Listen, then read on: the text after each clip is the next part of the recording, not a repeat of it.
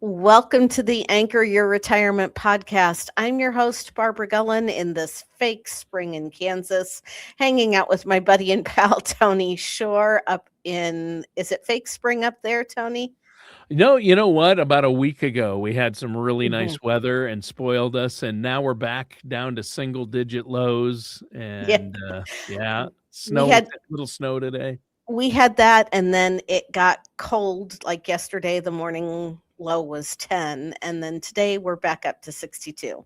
So my Wow. sinuses are the hot mess express here, trying to adapt to all of this. I am Same. in my blissful Olympic hangover after Yeah. watching all of the fun with that. The women's hockey team and Weren't they the amazing? U.S. women's and U.S. men's, two great games, both went into overtime. Yes. My goodness, what gold for both huge upsets over Canada. Yes, and I mean, I wish we could bottle up the joy that we saw in Alyssa Liu Yes. during her long program skate. I mean, Yes, that that was was just amazing. Yeah. ebullience. I Yeah, mean, my wife and I watched that whole thing, and she won the gold. That was amazing. it was. Yeah, It was, prayers for healing for Lindsey Vonn. That really yeah, stunk. yeah, But yeah, grateful and that she's she from did. here. She's from Minnesota. Yeah, and grateful that she ended up not losing her leg. I guess that was a risk It in was a risk. It was pretty serious fall. She really got messed up pretty bad. But, So, and then the 2 women monosledders that took yeah, gold and silver, oh my yeah, gosh. I mean, I if you didn't get up in your feels when yeah, the gold medal winner was down on her knees signing, because both of her sons are deaf, yeah, and so she and I was think signing she's to in them that, her "Mommy." She's 40s? 41. She's Yeah, in her 41. 40s and still doing that athletic is pretty amazing, Yes, honestly. and to be able, just if you didn't feel emotional watching her sign to her kids that Yes, mommy we won, did. then That your was woods were. I got goosebumps. My wife and I watched that whole thing. Love the Yes. Winter Olympics. It's my favorite Olympics. Love it. And the US, a lot of pride in our US athletes and teams this year. That's for sure. Yes, yes, there was quite a showing there, Yeah, but people didn't call to hear it or didn't listen in to hear us reminisce about, sure. and we always talk about sports. I mean, if they don't know that by now, then Yeah, we usually work it into the beginning of the show, talk we about do. what's been happening.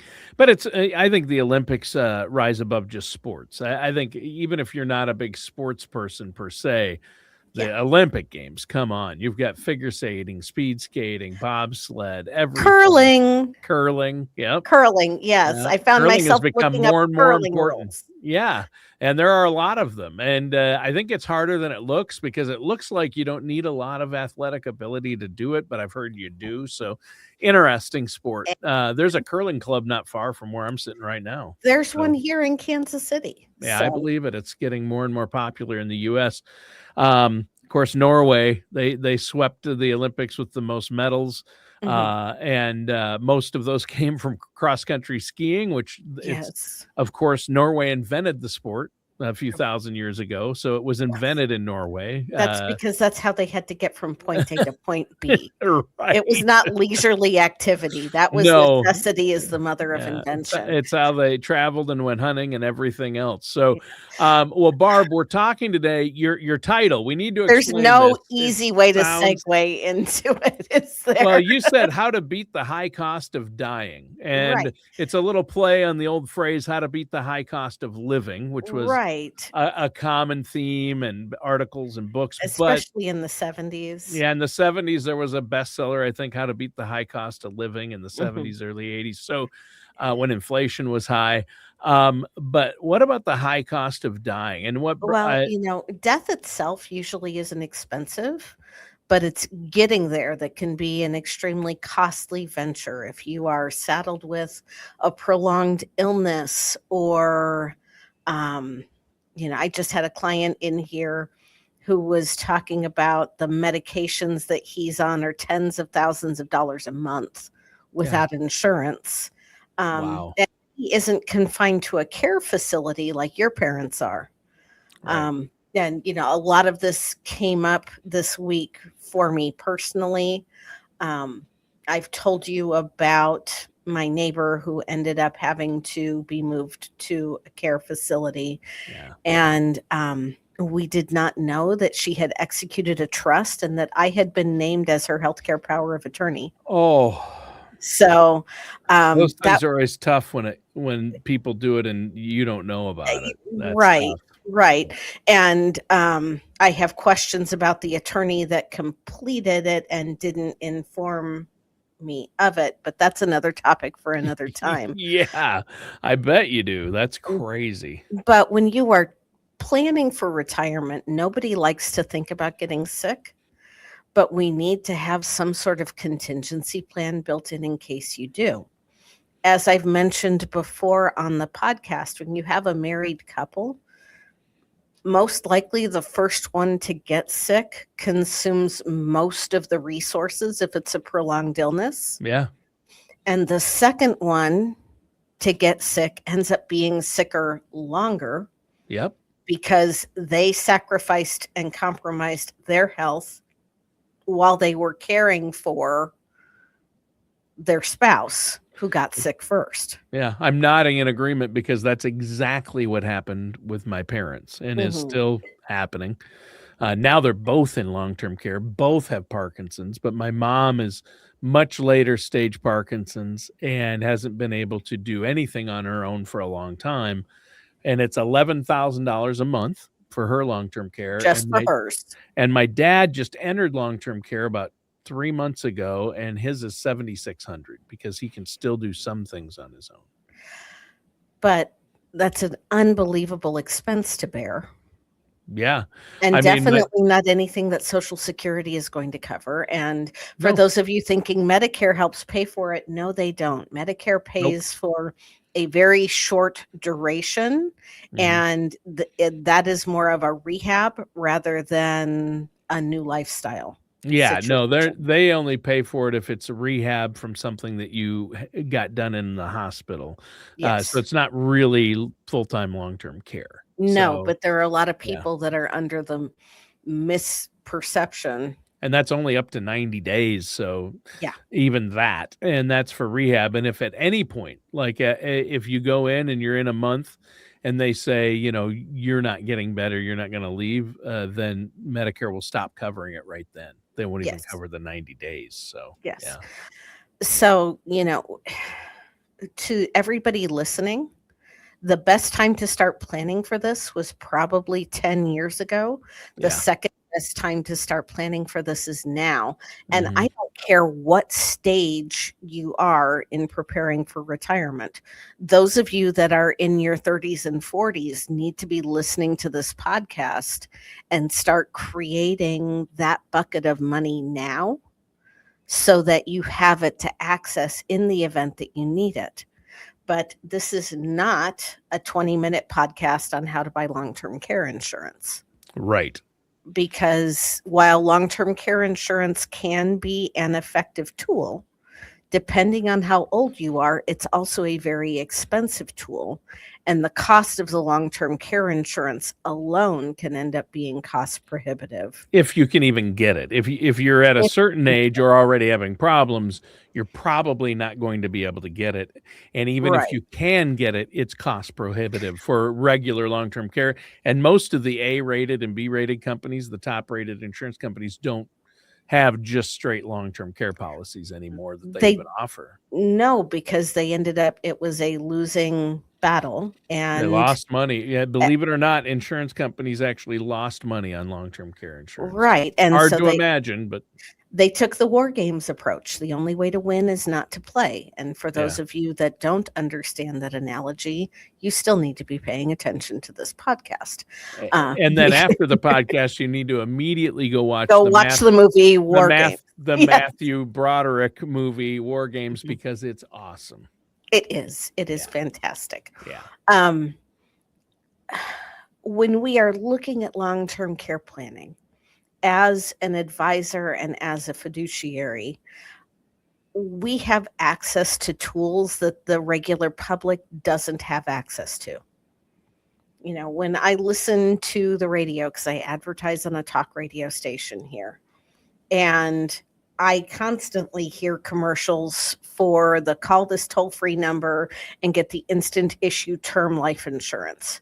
Very different than the life insurance that I, as a fiduciary, am going to look at and present to you. And it is the same for putting together a plan for long-term care. Sure. Whether we have to look at self-funding or whether you are in a situation where, should you get sick, we are seriously going to have to look at the ramifications of Medicaid and spending down your assets so that we can get you the care you need. Nobody likes to talk about it, but we need to look at all of the options from one to the other, depending on how much you have managed to save, or for you younger people, how much we project you are going to be able to save with where you are now. I am always an advocate of us using some sort of financial tool that, in the right circumstances, can provide protection or cover more than one base. Yeah. We have talked in the past about cash value life insurance and all of the different things that can be accomplished with that cash value life insurance policy. We have a death benefit in case you die too soon. If you live a decent, healthy, well, even if you just live a decent lifespan, it doesn't have to be a healthy lifespan. If at some point you want to access that cash value, you're accessing it tax-free in the right circumstances and doing it the right way. If Yeah. you end up needing that long-term care, most of the life insurance policies have a provision in them that allows you to access either the death benefit or the cash value up to the IRS limit per day, which changes every year and fluctuates with inflation, where you can access a portion of that death benefit to help offset that cost of care. Yeah.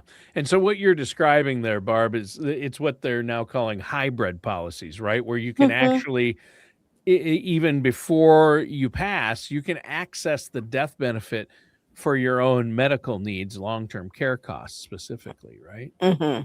Yeah, that's great. I mean, it's great that there's that option, at least. Yes, and it's something that the sooner you get into, the more beneficial it can be to you, because the eighth wonder of the world is compound interest. And like I said, the IRS per diem per day is for 2026 is $430 per day. Wow. That would cover your mom's care. Yeah, it would. Yep. And it would more than easily cover your dad's cost of care. Yeah. And I wish they'd had that set up. Those things didn't exist when your folks were younger. That's true. That's true. Yeah. This is it's gotten so competitive in the last even 5 years. And a lot of these hybrid policies are new within the last few years. And right. And so it really wasn't an option. And, I remember 5 years ago hearing about how all the insurance companies were saying, we're not going to, sending letters out to people who had long-term care policies and paid in forever, saying, hey, we'll buy you out, or we'll offer you this, but we'll offer you a paid up option, but it's going to be a reduced benefit. Yeah. And then they just stopped offering them. So yes, it altogether, you can't get just a regular old long-term care policy, which is actually okay because they weren't great anyway, because they cost so much. And if you didn't use them, all that money was just gone. It wasn't like it grew and you earned off of it, or there was no cash value to it. Right. Yeah. And even for those of you who are sitting there thinking, I already have a cash value life insurance policy, depending on when you got that policy, you may be able to take that cash value and move it into a different policy and have greater benefits available to you. Yeah. Because, as you said, the market has become very competitive in the last 5-6 years. Yeah, the newer the And policy, probably the better the options are. They've had to right. get more competitive to the companies are there's more competition to get your business and to make up for people complaining about some of the older policies, they've Mhm. improved upon them. They And have. yeah, They have. And the thing to remember about something like a cash value life insurance policy is that it is a contract. It can't really be manipulated by legislation like your qualified retirement accounts can, or like your Roth, like your Roth account, your Roth IRA. yeah, the IRS can change the rules on a dime on what tax, how much you pay in taxes, And how the rules for Roths, that could change. yes, and Congress very frequently tries to make changes to the tax code. It's when we get wind of it and we use our voices that things ultimately end up passing or not passing in Congress. So who you elect matters. This is a midterm election year. I am not going to tell you who to vote for. I am going to tell you that issues matter and that you need to find out about your candidates before you cast that vote so that you know exactly what you're voting for in terms of policy and concept. But when you are dealing with a contract, it is much less likely. I will never, I don't want to say never, but the likelihood of it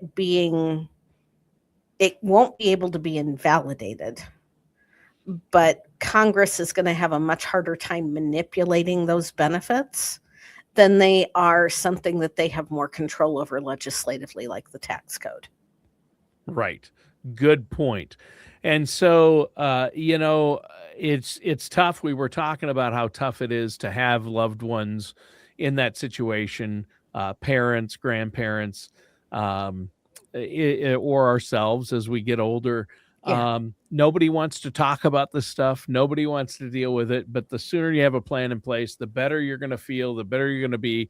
Sit down with your parents, and or if you're getting older yourself, sit down with your kids and grandkids and Yes. make sure you have a good enhanced plan or legacy plan, which includes estate planning and trust, Hmm. that medical power of attorney. Make sure your medical power of attorney knows they're your medical power of Good attorney. I'm point. not going to Good name point. names, Barb Gullen, but I'd hate to be named as somebody who is in charge of. I actually know our friend up in Omaha, Mhm. Bill. He was named as the executor on an estate and a will and a trust, and Oh my had goodness. no idea. And they contacted him. He got a letter from the Wow. state saying, "Hey, you've got to do this and this. You're the executor on this will," and it was a client who had passed who didn't tell him. He had no idea, Because and I don't know. I'm sure Bill would have declined had he been approached about it Probably. because it can be a conflict of interest. That's exactly right, and he was trying to not get out of it because he wants to help people. That's all he does is help these Right. people. But it is a conflict of interest if you're their financial advisor and you're the executor of their will. So I Right. don't know how that was about a year ago. And I never heard how it sorted out, but he was talking to attorneys and the courts about it and saying, "Hey, I can't do this." Um, Right. so that is interesting. And I'm surprised you can name an executor of a will without them signing something or knowing about it. Well, a will doesn't need to be notarized. Oh, sure. A trust does. Okay. And I would have thought that the trust attorney would have Yeah.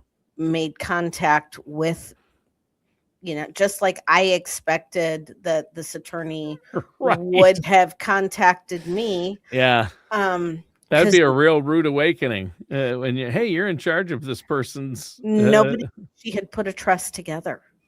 yeah, that's Nobody knew. crazy. Yeah. So, it can be very, very complicated. So I guess the bottom line we're talking about today is have the uncomfortable conversations, Communicate. communicate. Communication is key. Nobody wants to think about their own passing. Your kids, your loved ones, your spouse, you Mhm. don't wanna talk to them about your passing or their passing. The kids don't wanna bring up your passing, but you have to. The None of us are. population has a 100% mortality rate. Yeah, I tell people I'm not aging, and I'm not aging. I've avoided that, but You haven't aged a day in the almost 3 years we've been working together on this podcast. How yeah, crazy is that? That we're couple months, we're coming up on the 3-year anniversary here. yeah, But if you need a place to start putting your thoughts down and collecting your thoughts, I have a book available out on Amazon called When I Die, Look Here First. it's a And huge resource. So great. it's a place to at least start documenting things like names and phone numbers of your doctor, your dentist, your financial professional, your property and casualty insurance agent, your attorneys, what you want done with your pets, who you've promised certain heirlooms to. As my neighbor's family has been going through the house, they have found all kinds of things that they don't know what to do with. Right. Because there wasn't anything ever documented. Yeah. It is not comfortable, but I would say it is necessary.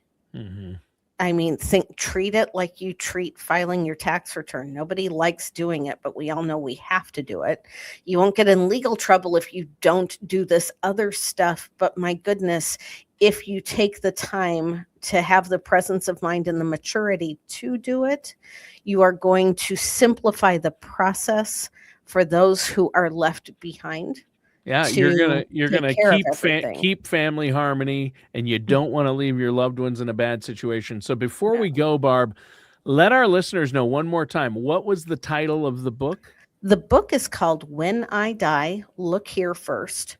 And it's available on Amazon.com. It is available on Amazon, and I'll go you one better. If you reach out to our offices, I'll send you a copy at no charge. But you have to say you heard about it on the show, and you'll get the book at no charge. Yep. I think it's really a valuable resource. Fill it out. Make sure you have a copy for your spouse or your loved ones. And your children or grandchildren. It is so, so important. And it gets all that information in one place for them. Yes. That is huge.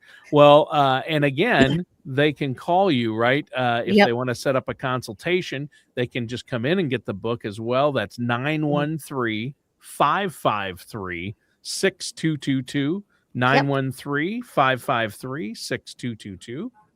Or you can always go to our website, pgwealthmanagement.com, and reach out B to as us in there. boy, or B as in Barb, or B as in Barbie, or beautiful. Yeah. bgwealthmanagement.com. Yeah, or BG as in be good. Right. Be good. You're always telling me that. Tony, be good. All right. I hear that from everyone I know. I don't know why. Well, Barb, great show today. It's that only child thing. Yeah, I'm an only child. I know, spoiled rotten. We talked about me having to take care of my parents, which I don't mind doing, but I do wish I had 3 sisters because then it would make my life a lot easier. Right. But you know a whole lot more since it's just you, because if it were your 3 sisters, you'd be asking, they'd be going, it's already handled, Tony, don't worry about it. Yeah, I'd be bugging them, trying to tell them what to do. It might not work out. But the show, How to Beat the High Cost of Dying, a topic people don't like to think about, and they're like cringing. Ooh, dying. Hey, 100% mortality rate. I love how you reminded us all of that. It's not doom and gloom. You can feel better about moving forward with your life if you plan, right? Yes. All right. Well, hey, great show today, Barb. Listeners and viewers, thanks so much for tuning in. That does it for today's episode of Anchor Your Retirement with our host, Barb Gullen. We'll see you soon.